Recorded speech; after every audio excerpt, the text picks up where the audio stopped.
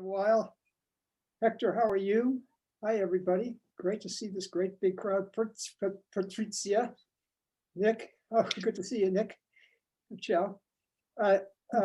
James Fernandez is probably one of the leading cultural historians of the entire history of Spain and its relation to the rest of the world, which of course is a complex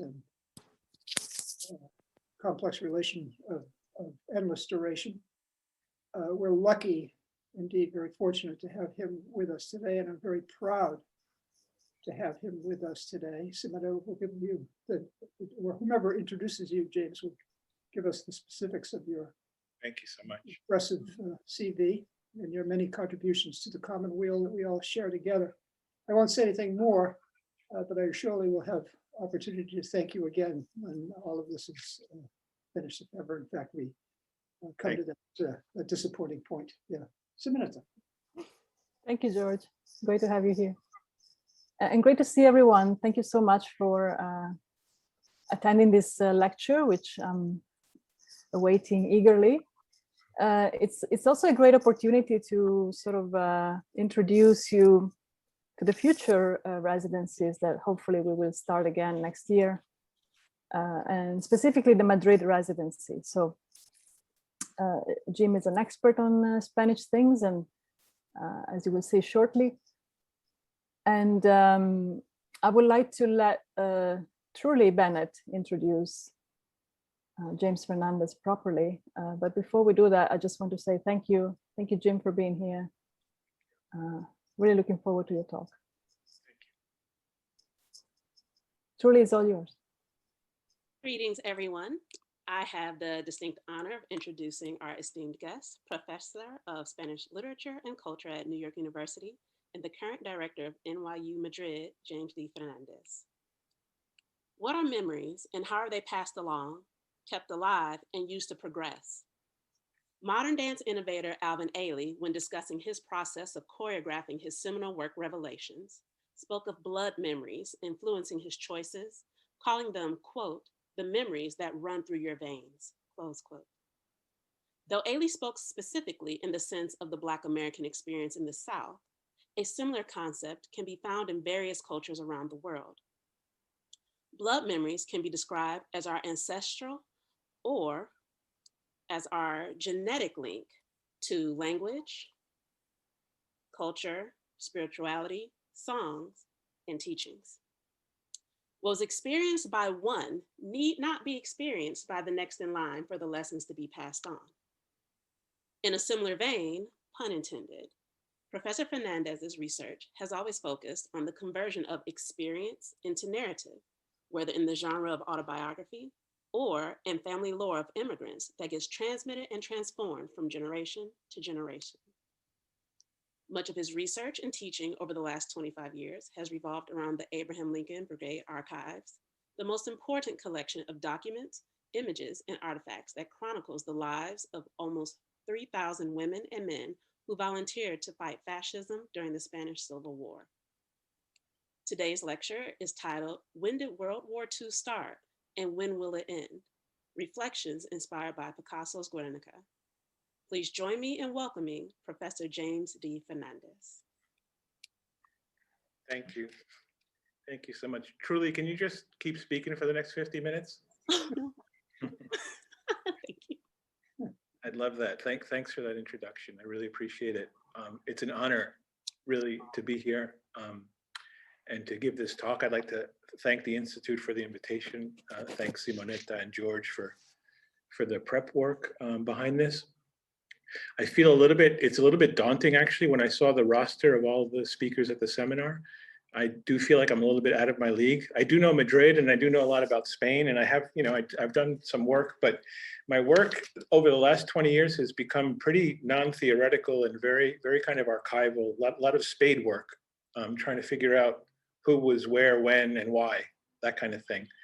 And, but I feel like because you guys were supposed to be here now, and you will be here in a year, what I've tried to do as I've prepared this talk is, in these last few weeks walking around Madrid, I've tried to kind of see things for you and to think about Guernica and its relationship to Spanish and world history with you guys in mind. And I made a decision to actually not go see the painting again for reasons that I hope will become clear. It's more of a reflection on Guernica outside of the museum, Guernica in memory, that I'd like to talk to you about. And I want to dedicate this talk to Ted Koons, an amazing man, a neighbor and a friend and a colleague who embodies a lot of the values that I'm going to speak about today. So I don't know if Ted's with us, but this is for Ted. I'm going to try and share my screen now. Is that right? You got the title? Jim? Yeah. You can see clearly, but there's a lot of noise. So maybe there's something on the table there. That... Okay. Yeah, I've got papers. I guess it's my notes. Yeah, that's good. Okay. Please feel free to interrupt me. I think it's about a 45-minute talk, and it's in 4 different blocks. But I know, talks on Zoom are not always the greatest. I'll do my best to keep it lively, but please feel free to interrupt me, especially, I'll pause between each section. And each section has its own image. So I don't mind at all doing 4 discussion sections after each part if that's what you'd like. I'll just start. When does something, anything begin? When does something, anything end? These are the kinds of questions that would often get me in trouble as a kid. Back in Brooklyn at St. Rose of Lima Elementary School, my teachers in general weren't at all interested in such fuzzy inquiries. And at home, my no-nonsense and always occupied mom had a standard response to these kinds of childish Saturday morning musings. Jimmy, you're talking crazy again. Things start when they start and they finish when they finish. Like this conversation. Now go and play, I have things to do. These questions would have bothered my teachers and my mom, and they bother a lot of people, because beginnings and ends are among the few things we need to feel certain about. The details of whatever it was that happened between the start and the finish of something, that we might disagree about. That might be open to interpretation.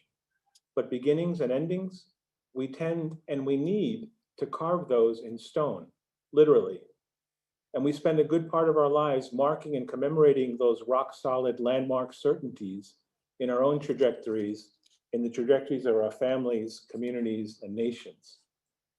But today I'd like to ask you all to stop for a moment and put aside that kid, that schoolboy or schoolgirl, the Monday to Friday 9 to 3 school kid who's had common sense chiseled into her or him. And I want to channel our curious inner kids on one of those lazy Saturday mornings when we're not busy memorizing the Pledge of Allegiance or studying for a history quiz. When does something, anything, a war, a love, a movement actually begin? And when does something, anything actually end?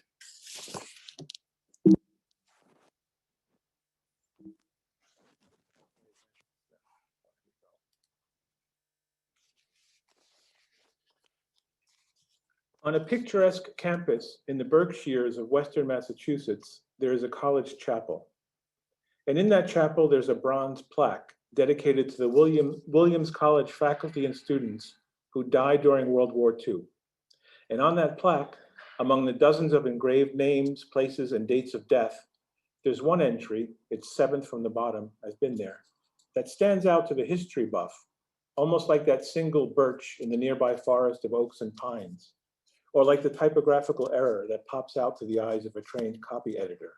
It says, 7 lines from the bottom, on this plaque to the World War II dead of Williams College, Barton Carter, Calafate, Spain, 1937. An American dying in World War II in 1937, and in Spain. Surely this must be some kind of mistake. Because on any given Monday to Friday, any schoolgirl will tell you that World War II began in Europe on September 1st, 1939, when Germany invaded Poland. And any schoolboy who has prepped well for the history quiz will tell you that December 7th, 1941 is the day that the United States entered into World War II after the surprise attack on Pearl Harbor and FDR's request to Congress to formally declare war on Japan. In fact, the men and women who after that date volunteered or were drafted to take part in World War II would eventually come to be celebrated as the greatest generation. Extraordinary people who made tremendous sacrifices and demonstrated great heroism in the effort to put down fascism once and for all. But Barton Carter, he died in Spain, 4 full years before the US would get serious about the fight against fascism, 2 long years before Hitler's invasion of Poland. Carter was a volunteer in what would come to be known somewhat inaccurately as the Spanish Civil War, a horrific conflagration that lasted almost 3 years, eventually sending about 500,000 Spaniards into exile and another 500,000 to their graves. By the way, more than 100,000 Spaniards are still in unmarked mass graves strewn all over the country. And if you guys do come here next year, I hope we can talk about that. The question of the unburied, the people with improper burials, 100,000 people. Even though the so-called civil war in Spain did pit Spaniard against Spaniard, the conflict quickly became international, as within days of the onset of the coup that unleashed the war, Hitler and Mussolini intervened on the side of the insurgent generals, and before long, the Soviet Union came to the aid of the forces loyal to the government, to the the government of the Second Republic. To the surprise and the chagrin of Spain's democratically elected government, and to the surprise and chagrin of anti-fascists all over the world, the UK, France, and the US, in full wait-and-see appeasement mode, decided to remain neutral and even imposed and enforced an embargo on the sale of arms to the Republic. Some historians think it's the only moment in history, the only occasion in history where the United States has refused to sell arms to a country with which it had normal diplomatic relations. The war in Spain was felt with such force and immediacy in the US that in an unprecedented display of international solidarity, almost 3,000 American men and women like Barton Carter risked life, limb, and their American passports, many of which had actually been stamped not valid for travel in Spain, by traveling to Spain to take up the fight against international fascism. These volunteers, who would later become collectively known as the Abraham Lincoln Brigade, were just the tip of the iceberg. Even though Hemingway's now iconic portrait of an American participant in the Spanish Civil War in his novel For Whom the Bell Tolls features a rugged and solitary WASP idealist from Montana as protagonist, most of the real volunteers, nonfiction, emerged from vast, intensely mobilized communities, which were decidedly urban, working class, and ethnic.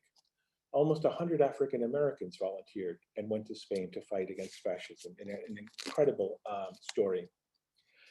The closest thing to a rifle that most of the volunteers had ever handled before Spain was probably a picket sign. And unlike Hemingway's Robert Jordan, they were much more likely to have experienced sleeping on a fire escape in a tenement than in the wilds in a Fitch and Abercrombie sleeping bag like Robert Jordan does. And for each man or woman who took that extraordinary step of actually traveling to Spain to volunteer to fight in the war, there were thousands of others who stayed behind, raising funds to send medical supplies to the besieged government, urging the FDR government to lift the embargo against loyalist Spain, and doing their bit to, quote, make Madrid the tomb of fascism. That was the slogan of most of the entire anti-fascist world from July of 36 to April of 39. So in the years of the Spanish Civil War, July 36 to April 39, Spain came to occupy a space in the US imaginary, we might say the world imaginary, similar to the place held by Vietnam in the 1970s or Syria in the 2010s. A relatively small piece of faraway real estate that seemed like the point of collision, subduction, and upheaval of all of the world's major ideological tectonic plates. And for those 3 long years, all eyes were on Spain. And yet, that intense attention and preoccupation with Spain gets forgotten very quickly, as I'll explain now.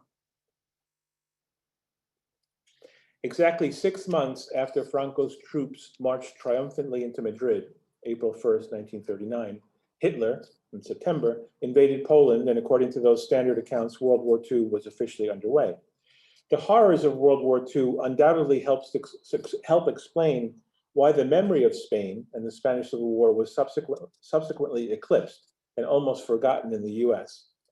But there were other forces at work in the immediate post-war period that would help transform how and if Spain would be remembered. I could cite abundant and diverse contemporary examples showing how the Spanish Civil War was perceived, for many at the time, entirely of a piece with what subsequently became known as World War II. For starters, the Lincoln Brigade volunteers themselves, in their letters, when they talk about what they were planning to do when they went to Spain, speak clearly like soldiers of a nascent World War II. Here's a snippet from one of the most extraordinary letters of the archive. It's volunteer High Katz writing to his mom in November of 1937. This is one of the greatest hits of the Abraham Lincoln Brigade Archives, and it's one of a subgenre of letters where the volunteer writes to let his mom know that he's in Spain and not somewhere else. A lot of these volunteers, they were young, many of them were, young adults, went to Spain without telling their parents. And I knew, we don't think there are any living volunteers still with us anymore, but I knew some of them years ago. And one used to say that, referring to these letters to mom, he said, we weren't afraid of Hitler and Mussolini, but mom was another story. And so here's a snippet of a letter that High Katz wrote to his mom, where earlier he's explained to her why he's in Spain. And he says, Mom, if we sit by, this is 1937, by the way, okay? Remember, Pearl Harbor is 1941.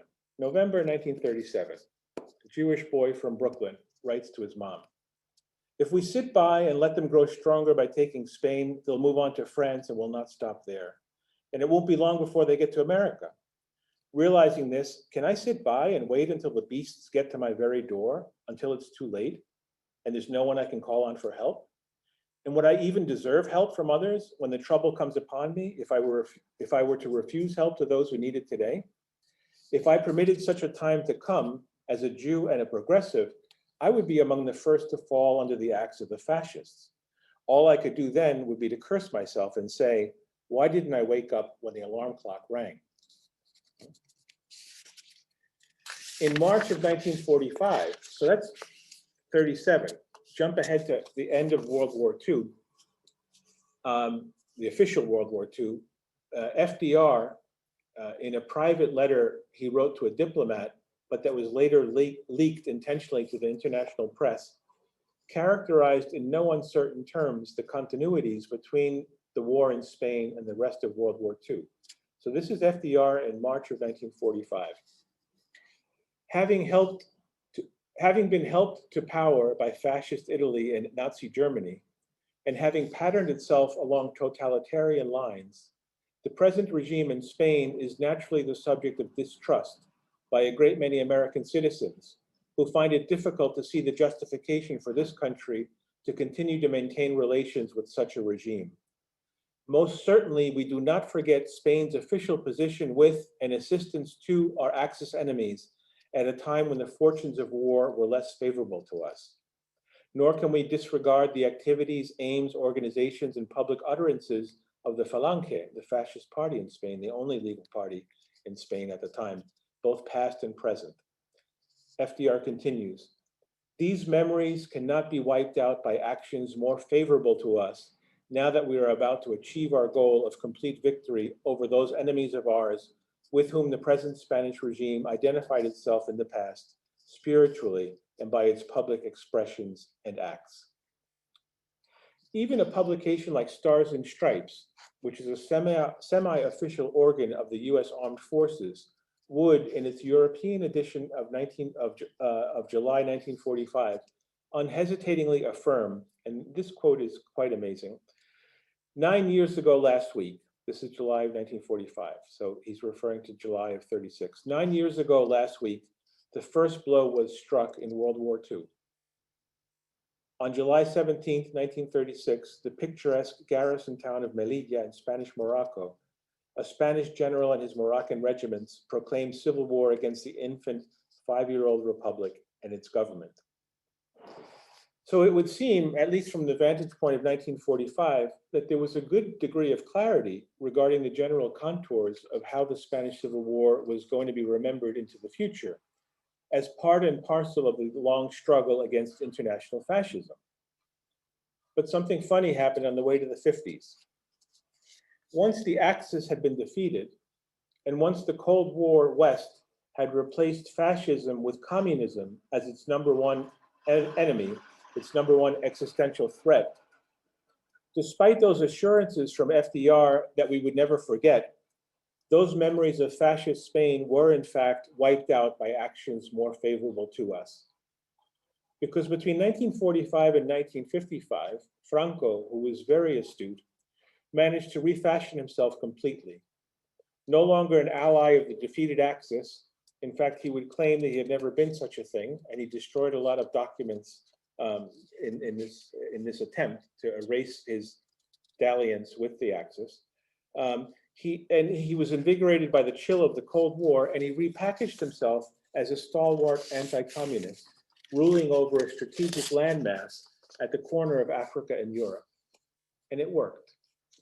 If for FDR, Franco had been a pariah ruler, a former Axis sympathizer without legitimacy, for Truman and Eisenhower, the Generalissimo would become a crucial partner in the war between freedom and communism.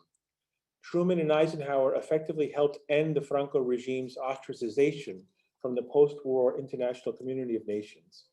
And in exchange, the US got to build an archipelago of Cold War military bases all over the Spanish map. For Franco to go from being Adolf's man in Madrid to being Ike's man in Madrid, a lot of history would have to get rewritten on both sides of the Atlantic, and it was. And if we go to the archive, we can see that process of rewriting.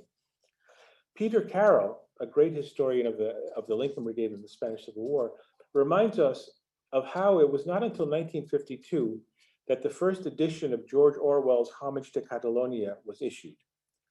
I don't know if you know this, in some cases I've found in my students, if my students have read anything about the Spanish Civil War when they come into my classes, it's Orwell and Hemingway. And my first classes are usually devoted to explaining to them why those might be the worst two texts to start with. But this discovery made by Peter Carroll, that the Orwell book basically gets ushered in as part of the Cold War. Its first edition is its first US edition is from 1952. Those of you who have read the book know that it's a powerful indictment of how the Communist Party had attempted brutally to squelch the social revolution that had been unleashed in Spain in 1936. And Orwell's anti-communist book quickly became a fixture of the Cold War canon. But what's really weird is that these Cold Warriors, often right-wing Cold Warriors, didn't seem to care that Orwell's positions were on the whole far to the left of the official Popular Front communist stance during the Spanish Civil War. And before long, in both Spain and the US, the Spanish Civil War could be talked about not so much as an opening bracket for the anti-fascist World War II, a provisional beginning for World War II, but rather there are two different options to talk about the Spanish Civil War after the Cold War. One is something with its own beginning and end date, bracketed by 1936 and 1939, a kind of local, exotic bloodletting that took place in this passionate country. That was one alternative. Or the other was no longer to think about it as the start of World War II, but rather as an early chapter of an entirely different story, the Cold War annals of communist mischief and perfidy. And that's how Homage to Catalonia has been read in the United States, or at least was in the 1950s and 60s. And so the Spanish Civil War is no longer thought about as the opening salvo of World War II, but rather as this kind of quaint little ethnic bloodletting that happens inside a 3-year period in this unimportant country, or as an example of how the communists are not to be trusted. End of story. But let's go back to the plaque in the chapel on the campus in the woods. From the vantage point of 1945 or 1946, a community, in other words, before the Cold War really picks up coldness, right? From the vantage point of 1945 or 46, a community mourning loved ones in World War II, like say Williams College, could reasonably see fit to include Spanish Civil War dead in their tributes. Barton Carter's name on that plaque in the chapel of Williams College in the woods of the Berkshires was right where it belonged. It just so happens that the answer to the question, when did World War II begin, depends on where, when, and to whom we ask the question. It's a beautiful photograph of Barton Carter with a group of Spanish children not long before dying in Aragon.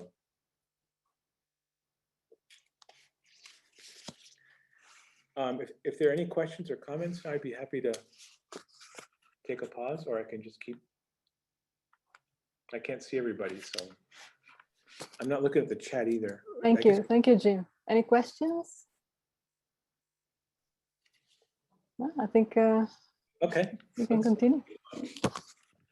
I'd like to show you a video clip of an interview that I did. I don't even remember when it was. I think it was 2006, I think, with one of the most extraordinary veterans that I got to know. His name was Abe Osheroff.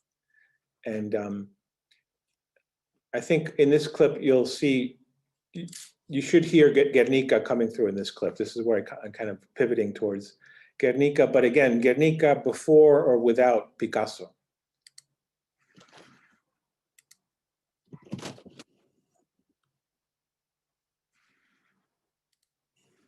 You know what it comes down to, and I'm going to say it. The question of anger, what you get angry at. You get angry, don't you get angry? And there's many forces in our culture that say, you're not supposed to get angry. You have to stop and think and be cool. I don't buy that. To me, legitimate anger is a form of love. You're going to make me look gorgeous.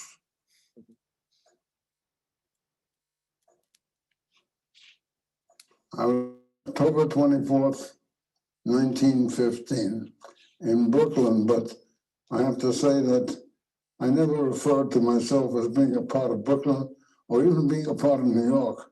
I was born in a very special community called Bronzeville in Brooklyn, an easy community in which young people could become radicalized. Everything that was happening to me was politicalization. From my childhood, my whole childhood. I lived among a lot of socialist kind of people. Everybody in my neighborhood belonged to unions. Everybody. So it wasn't like I went to meetings and I was politicized. I was living it all the time. Well, I had been reading the left press for quite a time. I was a member of the Young Communist League. And so when the Spanish Civil War broke, I was a big subject for discussion. And not too long after that, the word came down, I think mainly through the communist ranks, but it came down that they were recruiting volunteers all over the world to go to fight in Spain. So I experienced a desire to go, but it was very difficult for me to go because I was in love and I had a very beautiful girlfriend. And I didn't want to give up on the yum yum. You see, the conflict was one side of me didn't want to go because I didn't want to give up this thing. I was 21 years old and I'd never had it before. And the other part of me was the ethical, the moral, the political side of me, which said, that's your fight, you should be in it. And that goes on.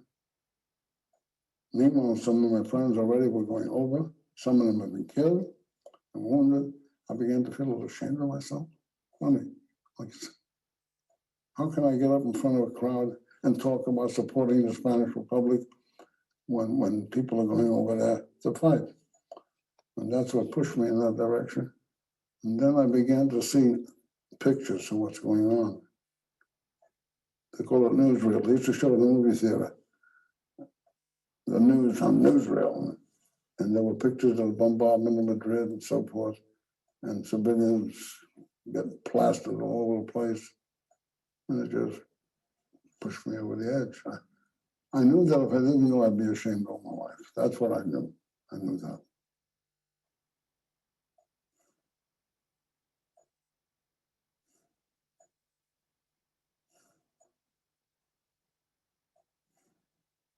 My parents never knew I was going to Spain. My parents were under the impression that I was going out to be a field organizer for the CIA. I wrote to my girlfriend a couple of times every week. She never answered, ever. And it drove me crazy. Didn't answer at all. In Spain was the place where I learned that I didn't have to know that I was going to win in order to fight. It became it became the main theme of my life. And that is that you resist whether you win or lose, you resist. That the process of resistance itself is rewarding to you as a person. Because once you know that it's shitty and lousy and you do nothing about it, you lose a piece of yourself. And a person who's incapable of being angry is incapable of loving. I'll put it that bluntly.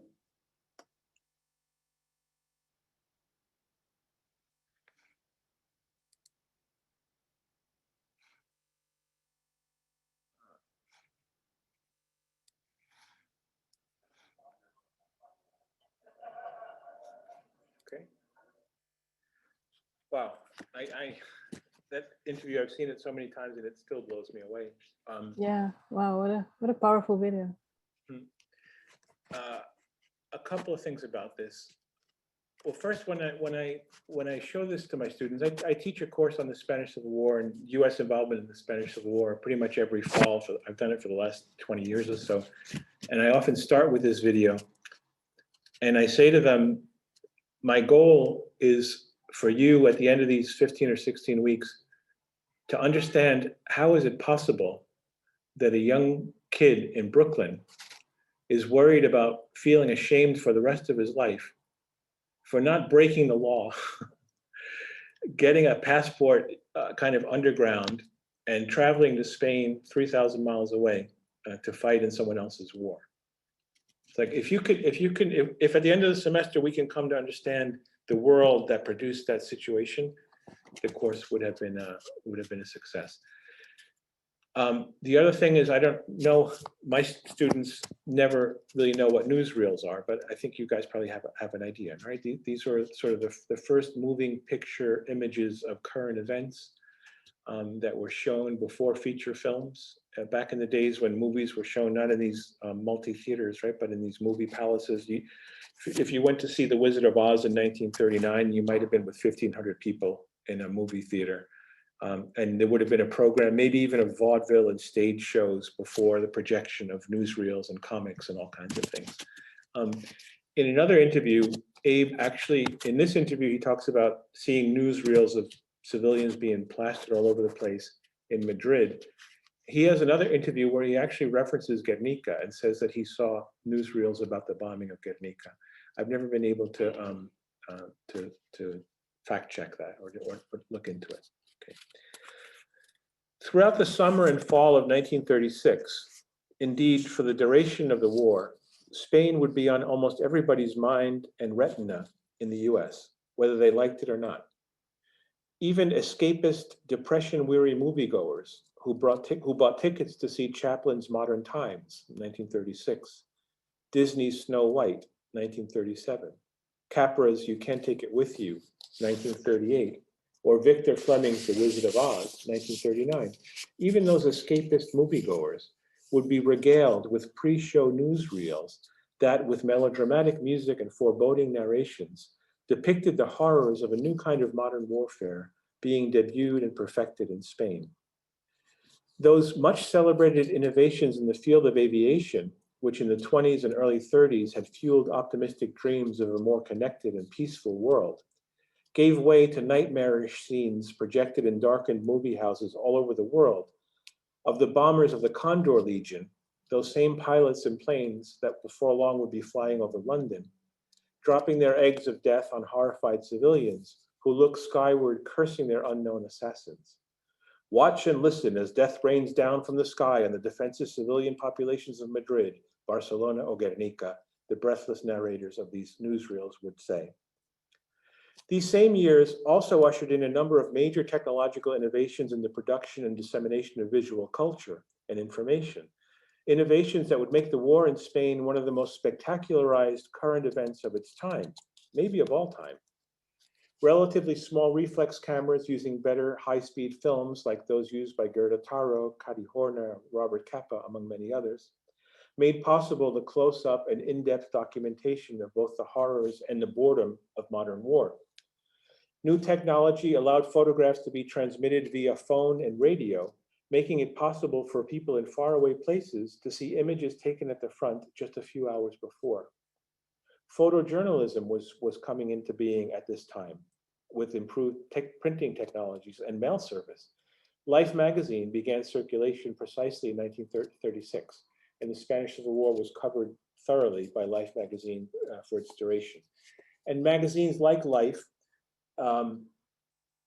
brought high-resolution images into the kitchens and living rooms of people all over the world. Pictures, for example, of kitchens and living rooms in Madrid or Barcelona or Guernica having been sheared open by bombs, like hinged open dollhouses. There's a lot of photographs, unbelievable photographs of modern apartment buildings sheared in half, like a dollhouse that you open up the hinge and you see the living room with the piano and the sofa. Smaller and better movie cameras with improved synchronization between sound and image also made impactful newsreels like the one that pushed Abe over the edge, part of everyday culture. And it was not uncommon for the captions of photos or the narrations of newsreels to focus as much on the technological marvels that brought the images before the eyes of the spectators so quickly as on the object of representation in the image itself. This is quite remarkable. Juan Salas, a scholar of visual culture in the Spanish Civil War, points out that some of the very first images of the Spanish Civil War published in the New York Times were captioned in a completely self-referential way. They weren't about what was in the picture. They were about how the Times got the picture and why you're seeing it. So they'd say things like, this is an actual caption, "As Civil War raged, this photograph was rushed to Bordeaux, France, telephoned to London, and thence radio to New York." That's the entire caption, no reference to what's in the picture. You can figure out what's in the picture. The news is the medium and the technology. For most of the war, direct travel to Spain was impossible or impractical. American volunteers like Abe or Barton Carter, who wanted to join the international brigades in Spain, had to travel first to France. And because their reasons for traveling was illegal, to participate in a foreign war, they needed an alibi for boarding a Europe-bound ship in New York Harbor. Many of them announced, rather implausibly, to passport and border officials, with their unmistakable working-class accents and their cheap cardboard suitcases, that they were off to see the World's Fair in Paris, the World's Fair that ran from May to November of 1937. I knew these guys when they were in their 70s, 80s, and 90s, and they couldn't help laughing, remembering how they were claiming that there were tourists going to see the World's Fair in Paris when they were, Abe was a carpenter from Brownsville. But that was the alibi for many of them. I don't recall seeing any evidence of any of them actually realizing the alibi and attending the fair. They had more important things to do, like making it down to France's southern border, walking across the Pyrenees into war-torn Spain. But I like to think of what it would have been like had they made it to the fair. Wow, the curtains are closed. That means I should have been up here a long time ago.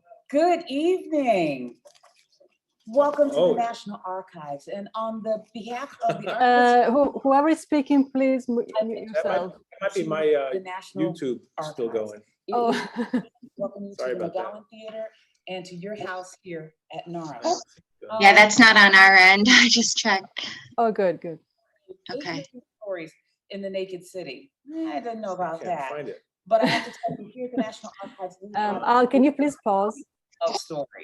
So if you ever want to YouTube videos.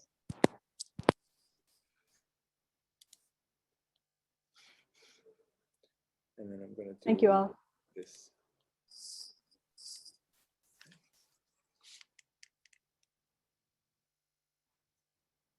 Okay.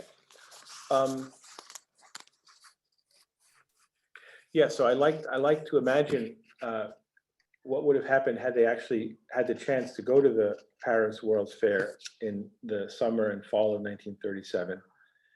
Because as you know, that's where the Guernica was debuted, and that's where it was from July, I think, from July to November. Guernica was the centerpiece of the Spanish pavilion of this 1937 exposition. The promise of technology to improve the quality of life had been a standard theme for World's Fairs throughout the 19th and 20th centuries, and the 1937 International Exposition in Paris was no exception. Art and technology in modern life was its theme. Now, I'm sure the planners of the exhibition weren't thinking along these lines, but if we think about it, that theme of the fair could be a fitting, if sinister, subtitle to Picasso's massive painting, right? Art and technology in modern life. Only now we're seeing the dark side of technology, not that optimistic, that utopian side. This is part 4. There's an old story often told about how once in Nazi-occupied France, a Gestapo officer supposedly visited Picasso's Paris studio. And he was poking around the place when he came upon a large photographic replica of Guernica hanging on a wall of the atelier. The Nazi officer asked the artist, "Did you do that?" To which Picasso is said to have replied, "No, you did." The tale is almost certainly apocryphal, too good to be true, but it's a helpful vignette because it points us in the direction of the ambiguity of the term Guernica. What do we mean when we say Guernica? Guernica is at once a place, a small city in the Basque country of great symbolic importance to the Basque people. Guernica also denotes an event on April 26, 1937, in one of the first examples of aerial terrorism.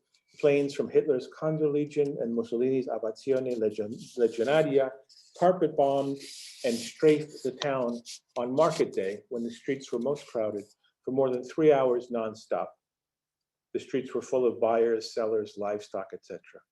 And Guernica finally is a work of art, for some the work of modern art, that was commissioned, as we've seen, to be exhibited at the Spanish Pavilion at the International Exposition of Paris in 1937. But if what is Guernica is a kind of trick question, so too is where is Guernica?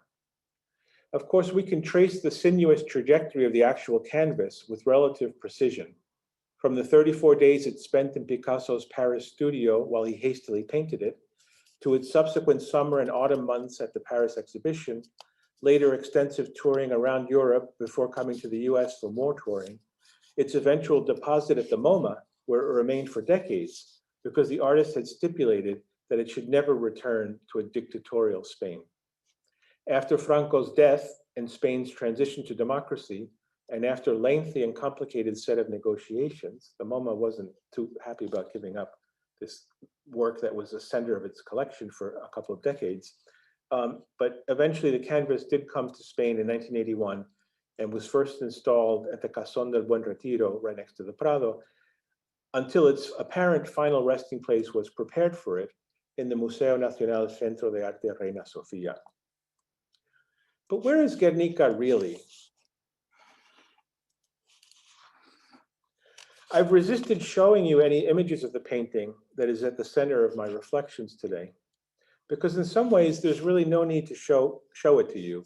You've all seen it, perhaps too many times. Guernica, the image, is ubiquitous, and it pops up in the strangest of places, on the walls of dorm rooms, on jigsaw puzzles, on drinking glass coasters, etc. And the idea of Guernica, not just the image, but the idea, is, for me at least, almost like a catchy tune that commandeers my neurons willy-nilly, often when I least expect it, especially over these last few weeks, as I've been walking around Madrid, trying to see the city through your eyes, and trying to think of how to talk about Guernica without being in the presence of Guernica.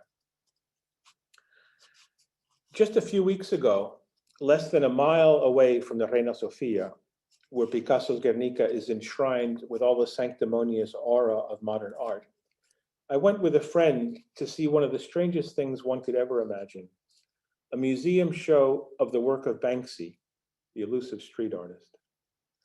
Now, my friend teaches sculpture at the university, And we went straight from one of her classes, where a couple of dozen young artists were getting down and dirty with clay and plaster, to this unauthorized exhibition, that's what it's called, of the elusive and cleaned up graffiti artist. Sarah herself still had some clay under her fingernails and some splattered plaster on her boots.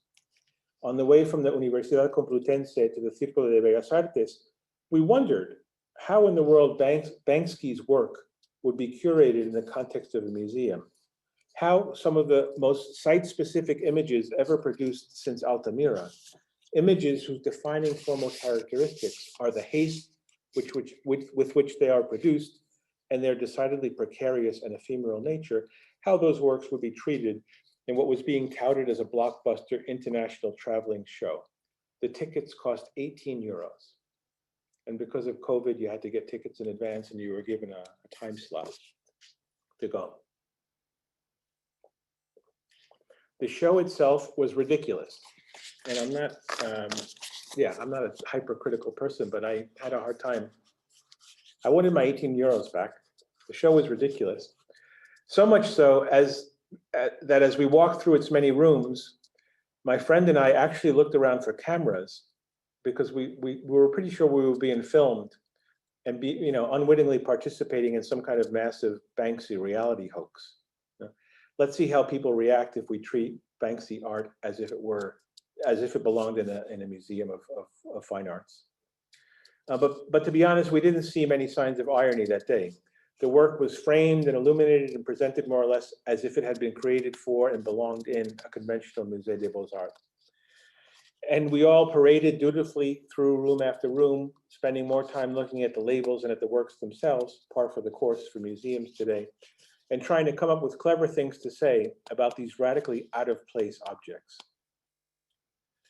But by far, the most bizarre element of this show for me, and the element that got Sarah and me talking about Guernica, was the video installation that visitors are obliged to watch, seated, before being able to walk through the galleries. Now, I think that maybe this obligatory video session was part of the COVID measures. It was a way for them to control the flow of people and the count of people. So they'd let 20 people into this room to watch this video. When it was over, you could start your walk through the galleries. But the video is unbelievable. I think it was a 3-screen, a big installation. And it's basically a dizzying sequence of zooming in satellite photographs. I have a hard time explaining this, but I think you'll know what I mean. You know, when you can do this with Google Earth, right? You start from 30,000 feet and you go down to 20, 10, right? And you zoom in down on a spot on the planet. Well, this video kind of did that, satellite zooming in on the original locations of Banksy's street art, one after the other, almost as if these works of art were the targets of smart bombs. That's the feeling that I got watching this video. So the site-specific work of Banksy, which is so site-specific, right? That's the whole thing about it, is presented not by showing us the neighborhoods in which he executed his works at all. Rather, site is reduced to a set of GPS coordinates. Neighborhoods are presented and inventoried as if seen from the nose cone of a bomb. And it was right then and there in talking with my friend that I was reminded of our introduction to this kind of technology and this kind of footage. It was during the Iraq invasion of 2003, when the nightly news treated us day after day after day to footage literally supplied by the Pentagon, point of view shots of bombs homing in on their targets, doing their civilized job of shocking and awing, supposedly with surgical precision, with not a bloodied child, woman, or horse or bull anywhere to be seen. On February 5th, 2003, Secretary of State Colin Powell and Ambassador John Negroponte gave press conferences at the entrance to the Security Council room at the headquarters of the United Nations in New York. These were the press conferences in which they laid out the rationale for that invasion and for the use of those bombs. Armed with satellite photographs of what were alleged to be weapons factories in Iraq, Paul and Negroponte stood before a huge blue curtain and made their case for the impending and necessary invasion of Iraq.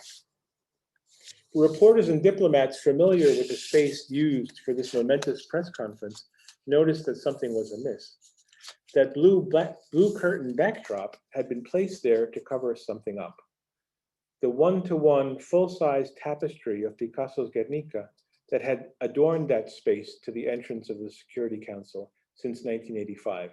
This is a Rockefeller commissioned tapestry. When Picasso refused to sell Guernica to Rockefeller, he commissioned a one-to-one full-size tapestry and eventually loaned it to the UN, where it was from 1985 until recently, actually. But someone, and there's a lot of controversy about this, but someone decided that that was not a good backdrop to have for the press conference where Colin Powell announced that we needed to go and bomb the shit out of Iraq, pardon my French. And so it was covered up with a blue curtain.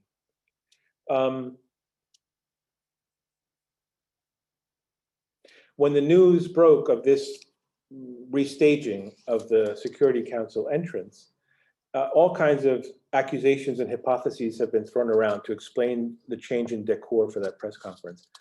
But I'm pretty sure that in our conversation at the Círculo de Bellas Artes, Sarah and I might have come upon the definitive explanation as we exited the Banksy exhibition through the gift shop. My final section. When does something, anything, actually begin? When does something, anything, actually end? I want to start knotting my beginnings and endings, wrapping up this talk, while leaving you with this image, the one you see on the screen, in your minds, on your retinas. I do fervently hope that sometime soon we can stand together before the real Guernica here in Madrid. It's a memorable experience. But in the meantime, I want to argue that in some ways, the torn and tattered, well-traveled version of Guernica put forth in this painting is an extraordinarily fitting and provocative emplacement of Picasso's work. Maybe even more so, I dare say, than the august room that the original painting now presides over in the Reina Sofia. Obviously, a massive canvas by Pablo Picasso is not as out of place in a museum setting as a stencil and spray paint intervention by Banksy. That's not the argument.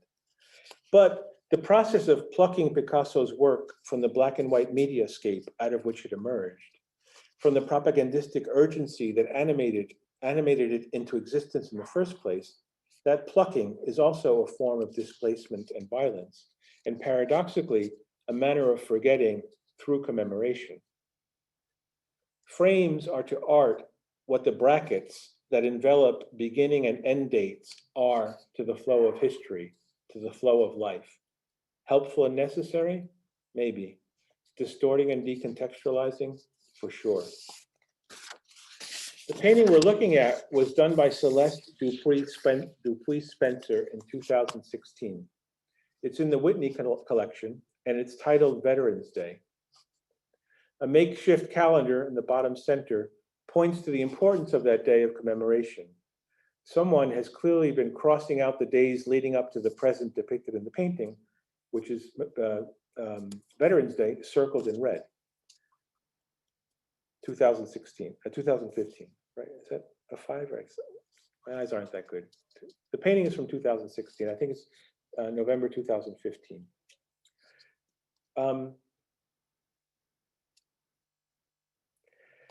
So the painting is called Veterans Day. There's a calendar where Veterans Day is circled. But in the system of figures, in the gallery of characters that the painting creates and references, there's not a single officially recognized veteran to be found. There's a newspaper clipping memorializing Cassius Clay, later Muhammad Ali's momentous decision at the peak of his boxing career to declare himself a conscientious objector and to refuse to serve in the Vietnam War. A draft dodger, some would say, is being celebrated here by someone who seems to be keen on commemorating Veterans Day. And at the top right, a large framed photograph representing a group of Abraham Lincoln Brigade volunteers giving the Popular Front salute. These brave men and women, as we've seen, stood up to fascism 5 years before Pearl Harbor, but they've never been granted the official status of veterans. In fact, they were eventually branded with the nonsensical label of premature anti-fascists. They were actually called premature anti-fascists.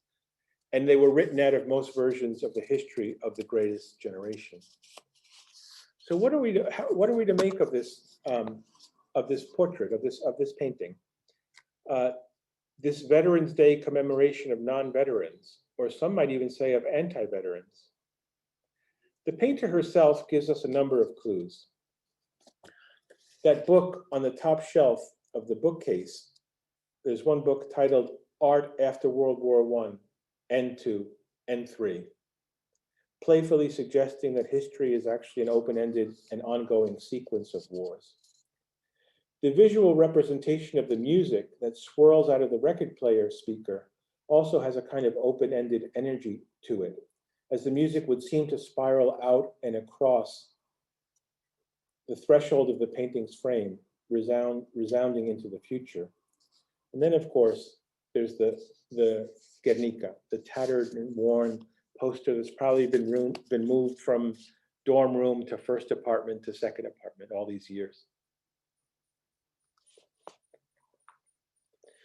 Dupuy Spencer's painting begins to make sense, I think, only if we recognize that the vision of history that it comes out of and that it puts forth is one that eschews conventional frames, standard distinctions, standard beginning and end dates carved in stone. Her veterans, in other words, are not the survivors of wars that have been packaged and named and dated by nation states or by ideological blocs. Her painting helps us realize, in fact, that once cleared of all the nationalist borders and frames and periodizations that they forced us to learn in school, history can start to look entirely different to us. And we can start to trace clear through lines that run, for example, from the terrorist bombing of Guernica through Operation Shock and Awe and onto the disgraceful drone war that we often tolerate and accept without as much as flinching. We can't draw those lines if we accept the beginning and end dates that are served to us. The possibility of those lines being drawn, I'm sure, had something to do with the tapestry of Guernica being covered up when Colin Powell was announcing that we were about to start bombing Baghdad. That would have been an invitation, a visual invitation to draw that through line. Oh, the Luftwaffe did that, and now we're going to do this. That couldn't happen, right? So let's cover up the painting. Let's cut off the possibility of even imagining that continuity. And Dupuy Spencer's painting can help us reclaim Barton Carter, Hy Katz, Abe Osheroff, and Cassius Clay, Muhammad Ali as admirable veterans, but in an ongoing, borderless, and endless war for human dignity. This was and is a war that begins anew every day, has no clear beginning and end. It's a war that pits those who insist on looking at human suffering and on human beauty with the distance and indifference of a satellite or a drone versus those who embrace the horizontal and on-the-ground perspective and empathy with all of those civilians, as Abe Osheroff put it, getting plastered all over the place through no fault of their own. Thank you very much. Thank you, Jim. It's an amazing picture. I can't wait to see it in person at the Whitney. At the Whitney Museum? Yeah. Good to know. I wonder if it's on display, you know, sometimes they don't show everything. I think it's not on display. Yeah. Yeah, because I've been there recently and I don't recall seeing it. Jim, thank you very much. We want to open this for questions, but I would like to just say a few words about how you made me realize how this issue of memory in relation to the war, the Spanish Civil War, is so tightly connected with the painting by Picasso, because I wonder, you know, would we be still talking of Guernica if it wasn't for that painting? What would you say about that? Probably not. Probably not. It's hard. That's a hard counterfactual to imagine. But no, no, definitely not. The painting captured this moment and kind of burned it into the collective imagination to the point where it really is. You don't need to see it. I'm getting old. I say this. I'm almost 60. I don't know if this is still true for younger generations, but for a lot of us, the painting was either from seeing it in media or seeing it at the MoMA or now in Spain. It really did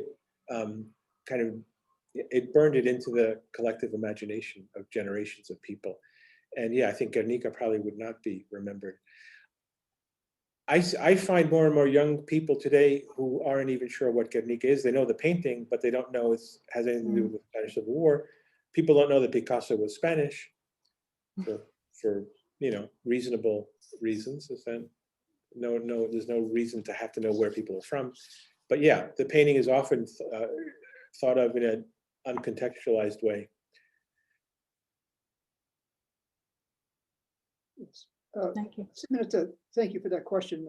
Really beautifully put. And Jim, thanks for your answer. I'm going to have to jump, but before I do, I want to thank you again for this immensely generous contribution you've made to all of us. And I will follow up with you later on in the day. I've got to get on to my next meeting, but beautifully done. And, thank you. Look forward to more, just to say the least.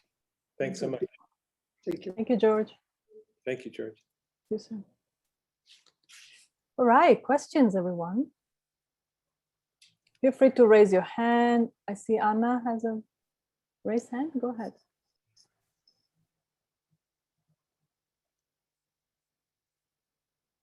Thank you.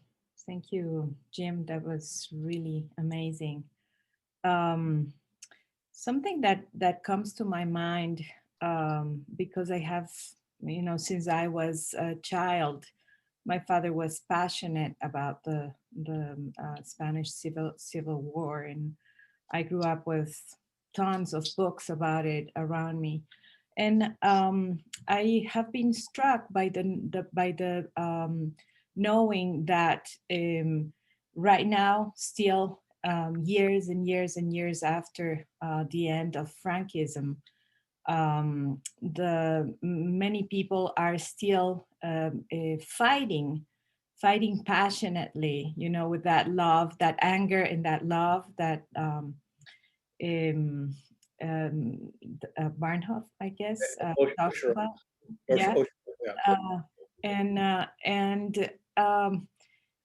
What happened was that there was a whole generation that forgot about this. That was not because of the amnesty that they declared and forget and forgive, right? Yeah. There were almost 2 generations that forgot what really happened, or not forgot, but didn't really learn what happened. Right. And so when I'm thinking of Abraham, that is talking about that there is no love without anger, I think that what was suppressed was that precisely. And I wanted to know what you think about these generations that have to be awakened to this memory that was suppressed from them. Yeah. What do you think about that? Thanks. Thanks, Anna. It's a great question. It really is. I'm looking forward to greeting you guys here next year, because it's a central question for contemporary Spain. Even though it's not, it occasionally is in the headlines, but even when it's not, it is, because, I mean, we should do a whole seminar on this question, right? But to be very brief about this, Franco died in bed in 1975, right? He ruled from 39 to 75 as a pretty much iron-fisted dictator for the first 10 years or so, and then as a kind of Cold War authoritarian ally of the West. Still pretty brutal when he needed to be, but he was no longer Hitler, right? By 1950, 1960, Franco has changed. But yeah, he dies in 1975, and Spain engineers a pretty remarkable and peaceful transition to democracy that was touted as being exemplary. And Spain was actually like exporting this exemplary transition to democracy, which again, in many ways was remarkable. It was relatively bloodless and peaceful. But it was brought about by what you're saying, Anna. It was turn the page.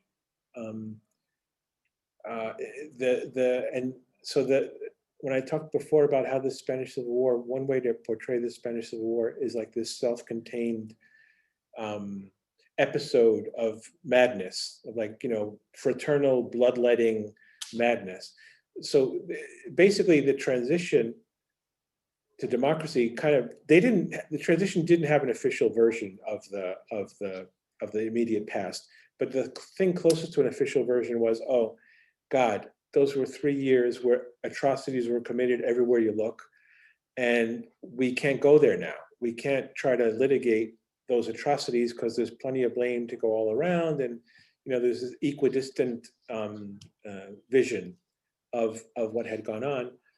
And basically the political elites, including the Communist Party, and this is another really interesting part of the story, the Communist Party agreed to participate in the transition to democracy and agreed to not stir up the past. There are other parties that were not ideologically not as extreme left as the Communist Party, but that were Republican and didn't buy in to the transition. But anyway, the official stance of the political elites that brokered Spain's transition to democracy was, we can't touch the past because it's too complicated and because we could have another war. Wow. There was a firm belief that there could be a war or a sliding back into dictatorship. And in fact, I don't know if you guys know the ins and outs of Spanish history, but so Franco dies in 75, and the transition takes place, in 77, there's the first democratic elections, a new constitution is written.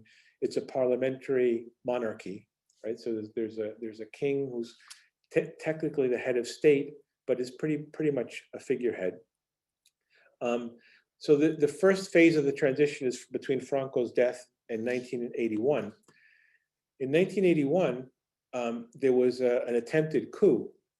I don't know if you guys know about this or remember it, but it was in February of 1981, a Civil War colonel and a group of military leaders in different posts throughout the country interrupted Parliament. They took over Parliament and fired a couple of shots into the ceiling of the Parliament, and basically stated that they were erasing the gains that had been made by the transition and taking control to kind of reset Spanish democracy, which was exactly the language that had been used by Franco. When Franco rose up in July of 36, he didn't say, I'm going to start a 3-year-long war and kill 500,000 people and then rule for 40 years. He thought, and this was actually a kind of standard mechanism in Spanish politics since the 19th century, they were called pronunciamientos. The military class would intervene in the democratic process and kind of take over and reset and get rid of some of the extreme elements and then take a back seat again. That's pretty much believed what Franco and his generals thought he was going to do in 36. But anyway, something very similar happened in 1981. Colonel Tejero and a bunch of military folks declared that they were staging a coup and that they were going to undo the gains of the transition.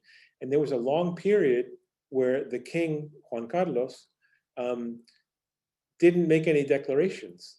And the Spanish people and Spanish democracy was actually in the balance. Had the king come out and said, the military is right, these reforms are going too fast, we need to slow down, they would have slid back into dictatorship. Eventually, the king came out and said he ordered the army to go back to its barracks and kind of stood down this coup. But the bottom line is that the political elites broke, and so I'm sorry. So that 1981 coup attempt really did, it was a failed coup, right? Everyone agrees that it was a failed coup, but it was a successful coup in the sense that it remobilized fear, right? Because the Spanish right needed people to be afraid of backsliding into another war in order to slow down change, right? And to limit democratization. And so the coup in many ways was a great success. In fact, well, yeah, I don't want to go on too long about this, but your question is on target. It was the political elites who said, okay, we can do this without litigating the past, but without consulting with the hundreds of thousands of victims of Franco's forces who had loved ones in mass graves. They were never consulted on that.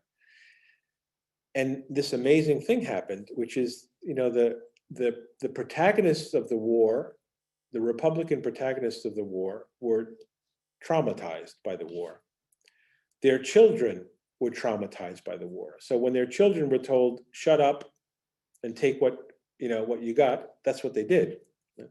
It was the grandchildren of the victims of fascist terrorism, who many of whom were born into a democratic Spain and educated under democracy. It was the grandchildren that started asking their parents, why don't I know about grandpa?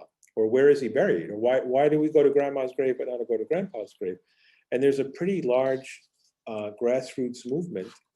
The Association to Recover Historical Memory is one of the main organizations that helps family members, and more its grandchildren and great-grandchildren, locate and exhume the remains of their loved ones lost in the war. That's a very long question that just touches the beginning of your question. But if we do get together in May of next year, we can meet with leaders of this movement. They're really interesting. Oh yes, thank you. Thank you, Patricia. Thank you very much. It was super interesting. So kind of a little bit of a follow-up. How do you think the Valle de los Caídos function with in relation with all the unknown and unburied kind of, because it seems like it was an interesting political move that Franco performed by installing this big monument and just kind of making it, I don't know, kind of the national statement for the war. That's another great and complicated question. So the Valley of the Fallen is a huge basilica topped by a massive cross about 40 miles northwest of Madrid. And it was built by Franco in the 50s. And depending on your sources, some people, mostly Franco supporters, claim that this was an attempt to make peace, that it's a monument to all of the fallen in the Spanish Civil War, not only to the fascist fallen. But there's a small problem with that. I mean, there's a lot of problems with that, but just to name the first one, you know, the cross, Catholicism was not, a lot of the Republicans were not very keen on Spain's brand of Catholicism. It's amazing, in order to kind of play out that scenario where, okay, here's a monument that's going to lay to rest the discord. This is a monument to all of the fallen. Franco actually exhumed, without permission, some of these mass graves of Republican dead and threw them in the earth underneath the Valley of the Fallen to be able to claim that, oh, this is a equal opportunity monument for both sides. So now they're actually descendants, there are descendants looking for the remains of their ancestors, knowing that they were initially thrown in a ditch in Zaragoza, but then later forcibly removed and thrown into a ditch in the Valle de los Caídos. Imagine the headache for the forensic anthropologists. They're gonna try to recover and identify those bones. So anyway, the Valley of the Fallen today is still a source of great controversy. There are all kinds of proposals of what to do it. That the proposal that's carrying the day is that it needs to be resignified, right? We need to. Some people call for it to be blown up. It's an interesting proposition, but it's probably not going to happen. Others say no. We need to teach it, right? Teach the conflicts that it embodies. That's another day trip that we could make if you come here in May. It's not my favorite place to go, but it certainly is interesting. Thank you. Samantha? Yes, I have one very short question and one other question. One is how one would go about finding information about a specific Lincoln Brigade participant, my grandfather-in-law. And my second question is about how can we attribute that sense of deep personal responsibility that Ashraf was talking about, that need to act. And I was thinking about the Brooklyn Jews, this group. There's a very specific group of these Jews that were very communist leaning, had this real sense of deep personal responsibility to act in the world and to make change happen. And it's very fascinating to me that this is prior to the Holocaust, right? This is, and I'm just wondering if it all could be attributed to those newsreels, or was there something else at work, do you think? Oh, yeah, no, I think the newsreels were kind of the spark that lit the fire, but no, but what there was, I mean, this is sort of the conclusion that I try to lead my students to when I teach this course. I mean, that sense, when Abe Ashraf says that he would have been embarrassed for the rest of his life had he not gone to Spain, right? Which you realize how absurd that is, right? That you know, a 18-year-old boy in Brownsville. I mean, just think what culture needs to be in place for an 18-year-old boy in Brownsville to worry about not going to Spain. It's extraordinary. What it means is that the people in Brownsville in 1936 were looking around and saying, hey, you're healthy and able-bodied and you don't have work. It's the depression, unemployment. And High went over to Spain to do his bit for Jews. They saw it that way. I mean, American Jews went to Spain to fight against Hitler. They don't talk that much about Franco. They talk about Hitler. And so clearly there was a culture where you could be made to feel guilty for not being in Spain, even though you were in Brownsville. What there was, and this is what's hardest to get students to understand now, I have a hard time understanding it, but I know it existed, was this notion of a working class identity.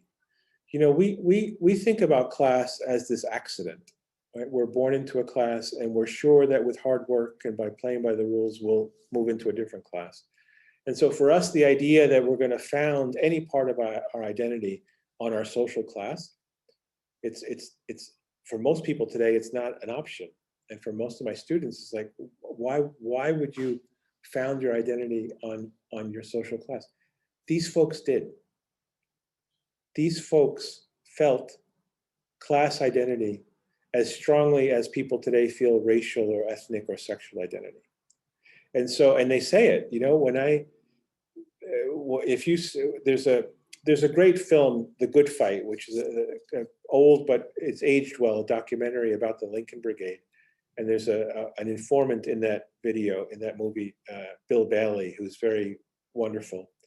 And I've seen it so many times that I remember some of his lines and even remember his accent, right? But he says, you know, all of a sudden, if you see some working class stiff getting hit over the head on a picket line in Cape Town, that's your brother. That's your working class brother. Or there's a strike in the port of Brisbane on the other side of the world, right? And you see that your longshoreman brothers are getting beat up by the thugs. Those are your brothers, and you go there, right? And they did, and so there was this working class fraternity that I think the only point of comparison is if we think about ethnic and racial and sexual identity today, that was strong enough for people to make tremendous sacrifices for their brethren. And for the first question, do you know the name of the person you're asking about? Because there's a database. Yeah, do you want it? We can do it right now if you give me the name. Sidney Rosenblatt. Oh, I've heard of him. Really? Wow. Yeah, I think so.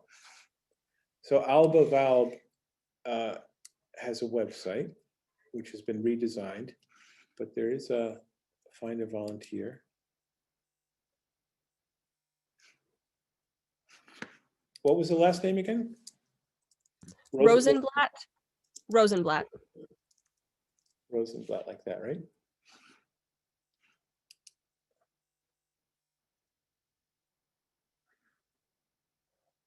Drum roll. But I'm pretty sure I've seen that name. There he is. Wow, thank you.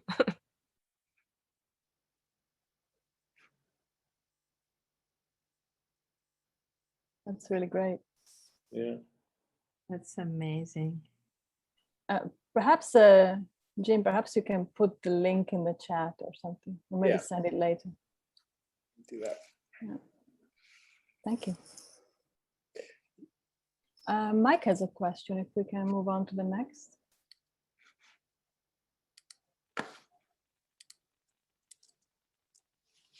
Can you hear me?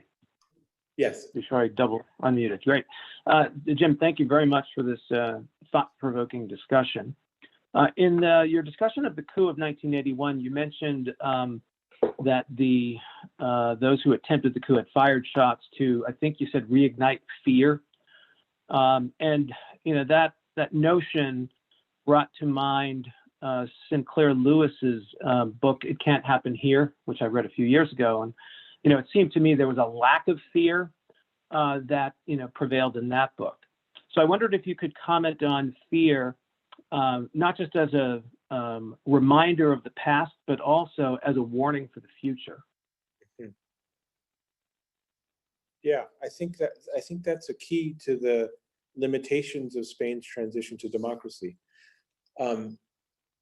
It's like the image that comes to my mind is that imagine you're trying to negotiate a transition to democracy, and your interlocutors come into the room and put their machine guns on the table. That's the way the negotiations felt to many people. And it's true in many cases that a wide consensus agreed to many of the measures that brought about the transition, but they later regretted it for this very reason. It's like, God, we should have negotiated better. We shouldn't have been so afraid. You know, we didn't push on this because we thought that if we pushed, we'd end up with something worse.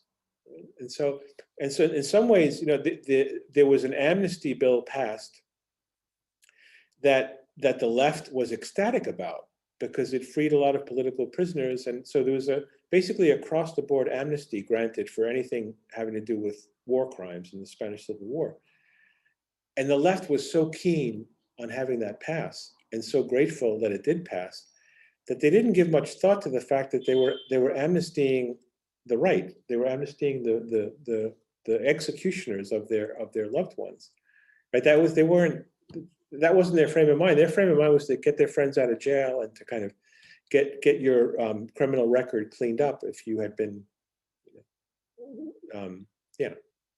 So fear definitely conditioned the terms of negotiations of the transition, and a lot of people came to regret that. And I think that's true, right? That's a kind of political fear. Fear is a form of political capital, and it's very useful, right? If you want to, in any kind of negotiation, it's great to have the other side afraid of something.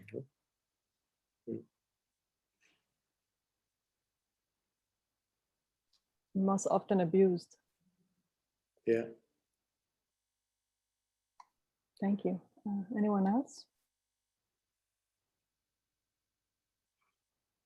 While we wait, I would like to go back to the answer you gave to Sam earlier, you know, on this motivation of why those young people went to the war. And it really made me think of other instances, you know, more historically distant from us, like the famous the Greek War in the 1820s, which is very well known to us, more or less, because of Byron, Lord Byron, and other artists like Jericho, who depicted scenes from that war. So again, the role of artists in bringing those wars to our consciousness is quite important. And then I'm thinking of today, and really the only example is the example of fighters who went to join Daesh. Yeah. So that lack of, you were talking about the class consciousness, which is definitely a key point, but also I think the lack of idealism could be an explanation. Why people today are not joining these big causes. Right. Yeah. I think so. I'm remembering how through the Abraham Lincoln Brigade Archives, we've done a lot of outreach to high school students. And for some years we did projects on kind of making them aware of this history. And sometimes we would do a final project where we would ask them to kind of propose some kind of intervention that they would be willing to do. Okay, you're not going to go and fight at a foreign war, but what are you willing to do to put your body where your mouth is? Right? Which that expression, the volunteers use it very often. Would I be able to put my body where my mouth was? It was one thing to stand up on a soapbox in Brownsville and say how great the Republic is, and it's another to say, bye mom, I'm gonna go to Spain. And that experience with the high school kids was great, but it was kind of disheartening because there are very few causes that, again, I haven't done this in a few years, but you could see people choosing causes that were, for example, animal rights, which I have nothing against, not a problem with animal rights, but it seems like it's an area where you can kind of stay apolitical. You don't have to get messy with animal rights. I'm in favor of peace, or I'm in favor of the better treatment of animals. Yeah, okay, but where's the risk? Where's the risk? And more, that's what I saw. Students willing to be active and to take certain risks, but they tended to be in areas that discord and messiness was less. I don't know if that makes much sense. But. Mm-hmm. Yeah. We all sort of get used to this season of comfort, as famous poet would say, Rimbaud. Yeah. Anna has another question. Yeah, thank you, Simonetta. To follow up on that, I think that also the way that this apoliticization and lack of empowerment through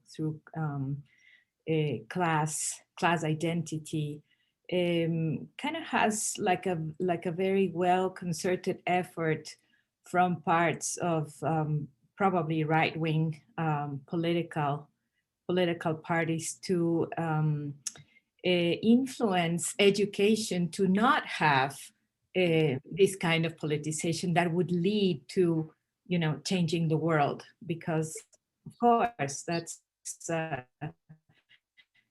would be too dangerous. And I can think of the examples of Chile and Brazil that they did the same. This amnesty that amnestied everyone, right wing and left wing. I mean the perpetrators and the victims, and then everything is forgotten, and then the continuation of the education of that next generations is where nothing is politicized. Right. So everything is. So it seems that it's also a concerted effort. We could think about so many instances. I don't know, the right wing of the world, especially probably, but that seems to be what originates this lack of political, it's in lack of it, of that empowerment through education since the beginning, since, first grade. Yeah, it's quite a feat, I think, to have a working class that is convinced that it's just one stroke of luck away from being rich. I mean, I think that's the sort of the situation of the poor. This is a huge generalization, right? But there's the working class in the U.S., I think, by and large, this is too big, but a lot of people in the working class consider themselves to be in the working class in a transient manner, and that with a stroke of good luck and an upturn in the economy, they won't be there anymore. So they're not, and the doctrine of meritocracy is in play also. It's like, just keep your nose clean, stay out of trouble, don't organize, don't stay on good terms with the boss, because if you excel, you'll rise to the level that you deserve to rise to, right? That notion, which is true, sort of, not as much as we think it is, but it totally diffuses political demands and identity, right? So if you've got 4,000 factory workers who know that for the next 30 years of their lives they're going to be factory workers at the Ford plant in Flint, Michigan, they're probably going to get together and say, let's get together, and not each one try to rise through the meritocratic system, but to negotiate terms so that everyone rises together to a level that's fair. I'm not sure that's where your question was going, Anna, but that's what it made me think. Yeah. To me, though, it's more than a concerted effort by the right. It's more of the winning of consumerism, where everybody's a consumer. I'm not saying anything new. I mean, these things were said already in the 70s by people like Pasolini.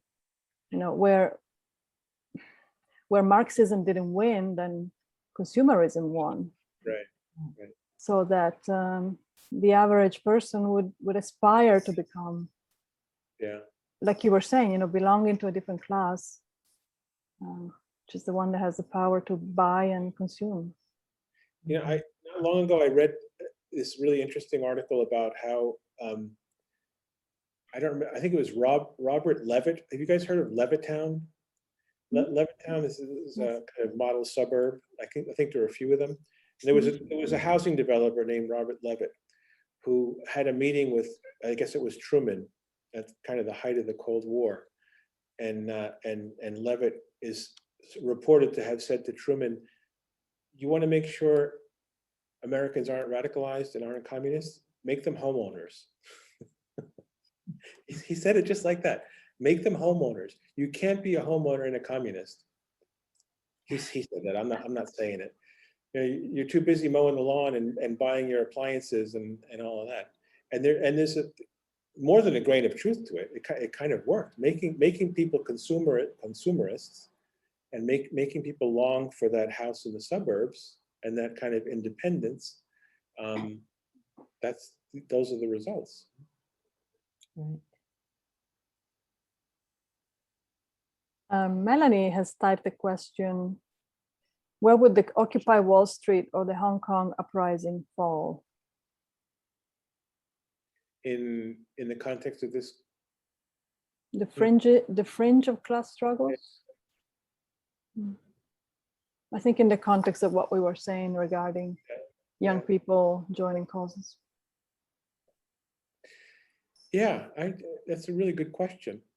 I mean, important things were stirred in the Occupy Wall Street. I'm thinking, there was a similar and prior movement here in Spain, the 15M, May 15th movement, which had a huge impact. But its impact is just about being extinguished right now in the current political climate. I remember living through Occupy Wall Street. I remember going to Occupy Wall Street with a couple of Lincoln Brigade veterans and actually talking to them about that. They were very excited about it. They thought they saw stirrings of what they had lived through, but they were terribly disheartened to see that the leaders had no awareness of the history of radical America. Like they were upset that no one knew who they were, basically. And there were these young people with this powerful radical discourse, but talking as if they had invented it. I remember the reaction of one of them in particular. Yeah, I if we had to map Occupy Wall Street on this terrain that we're sketching out, I guess it would. Well, was it working class? Not really. I mean, it had working class as one of the factors, but it had other agglutinating factors, right? The Occupy Wall Street movement. Not sure. It's a good question. Thank you. Patricia, you have another question. Go ahead. Well, I think it's just because maybe it's in my mind now, January 6th. And then, like I was thinking, what is the flip side of this? If we talk about the fringes and what really is the fringe and what feels like the fringe in terms of either class or ethnicity or, whatever of these categories we want to kind of maybe think about, because there's clearly a political motivation that maybe it has turned into an ideological, or I don't know. I don't know what you think about that. I'm not. This is not even a direct response to what you're saying, but I've been fascinated since I've been here these last couple of years with this. I think it's a consequence of Trumpism. I'm not sure how to explain this, but throughout the transition to democracy, being openly fascist was seen as in poor taste, pretty much. I mean, I can remember coming here in the 80s and 90s. I mean, the way I say this to my students is, until very recently, you couldn't be fascist and cool in Spain. They were fascists. They were kind of crusty old men who would yell at the camera, right? But it was pretty hard to be young and hip and fascist in Spain, really, until 5 years ago, 6 years ago. And now we're surrounded by young, attractive, hip fascists who maybe they don't call themselves that. And the amazing thing is that they think about themselves not in the context of the history of Spanish fascism at all. They might not even know that history, and they'd be offended if you put them in the same sentence as Franco. They're Trumps. They're Trumpists. What they're thinking is not anything radical or anything. It's just, it's like in the U.S. It's amazing to see fascism come back alive again in Spain, disconnected from the history of fascism in the country through the figure of Trump. Amazing and scary. Mm-hmm. I've seen rallies where people hold up signs that say "Make Spain Great Again," and like that's a great one. Where are we going to go with that? 1492. How far back are we going to go to make Spain great again? Yeah. Wow. Unfortunately, it seems to be part of a general amnesia that is crossing Europe in many different places. Yeah. And I think what I notice is a disinhibition. I think for me, the legacy of Trumpism that I see in Spain, and in the US too, actually, right, is that people have been disinhibited. I didn't realize that people were so inhibited. When you have friends say to you, "Oh, he just says everything that we've always thought and never dared say," I'm like, "Oh, I never thought that," and I'm surprised to learn that you did. But that's the process, right? It was not so much that he invented it or implanted it, but he enabled it. He made it okay to say certain things and to do certain things. And that's what I'm talking about here in Spain too. It's interesting, the Spanish flag. So Franco had the yellow and red flag with an eagle in the center, and with the transition to democracy, the flag was the eagle was gotten rid of. And so it's just colored francas. But because the flag was so associated with Francoism, for the first decades of the transition to democracy, nobody ever, you never saw a flag on a balcony. No citizen would ever fly a Spanish flag. In fact, my Spanish friends that go to the US are always amazed by how many homes, how many private homes fly the American flag. It's like, do they not know what country they're in? What are they doing? Why, why is there a border nearby that they need to say this is America? But now, in the last 4 years, 5 years, and in part, this also has to do in part with the Catalonian question, but it's now become okay. In fact, I can't see one right now, but I can, I walk home and I see balconies flying the Spanish flag, which again, they're reading this, younger people, someone who's 50 or 60 would see putting out a Spanish flag as pledging your allegiance to the old regime. But someone who's 20 or 30 says, oh, in America, everyone flies flags. This is a way of expressing pride in who we are. And so they insert what they're doing in that context and not in the political history of their own country. Yeah. There are some people who are not here on the video, so I would encourage them to also find a way to speak up if they want.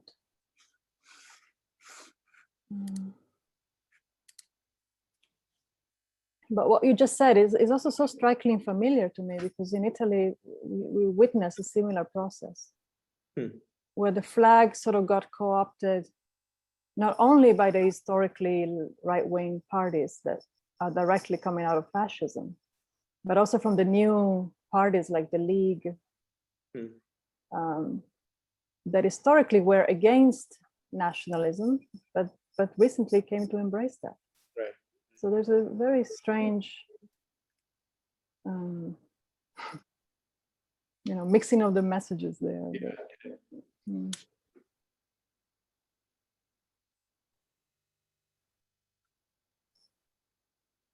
Well, definitely you gave us a lot to think about. Thanks so much for listening. It was great to see you all, to talk. Thank you, Jim. And if no one has any questions, I think we could end it here. It's been a really great talk, and we all hope to see you soon in person. That would be wonderful. I look forward to it. Thank you so much. Thank you. Thank you, everybody. Thank you, Jim. We appreciate it. Thank you.